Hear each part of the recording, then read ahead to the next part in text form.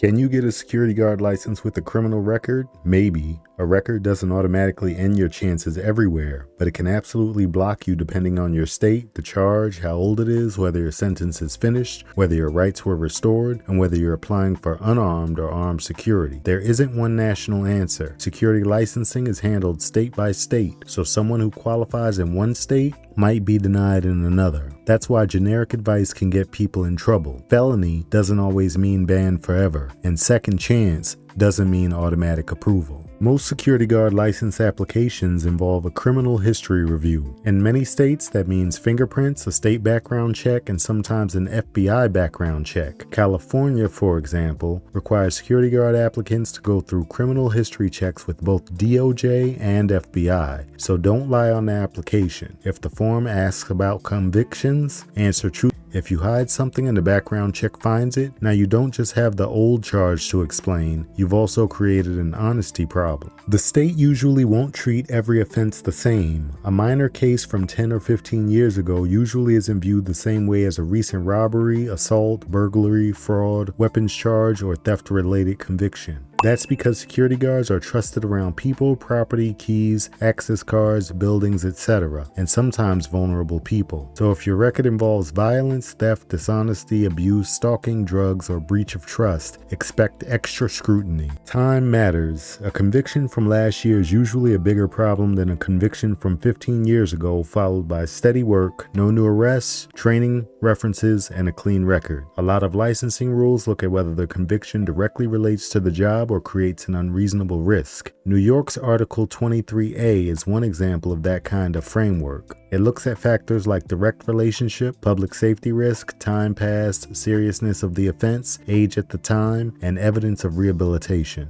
Case-by-case review is better than an automatic ban, but it doesn't mean automatic approval. It just means the state. If you work security, are trying to get licensed, or just want better tools for the job, check out my Etsy and GuardGuides.com pages. I've got study guides, exam prep, templates, report writing tools, resume help, and other digital resources made specifically for security guards. Links are in the description. Looks at your specific situation. If the charge is recent, serious, directly related to security work, or part of a pattern, you can still be denied. And if the job involves weapons, schools, hospitals, government sites, or vulnerable people, expect the review to be stricter. Unarmed and armed security aren't the same. You might have a path to an unarmed guard license and still be blocked from armed security. If you can't legally possess a firearm under state or federal law, then an armed guard license, firearms permit, or armed endorsement usually isn't happening unless that legal issue is fixed first. This is where people mess up by thinking, I got approved for unarmed security automatically means I can work armed. It doesn't. This is why you need to check your own state.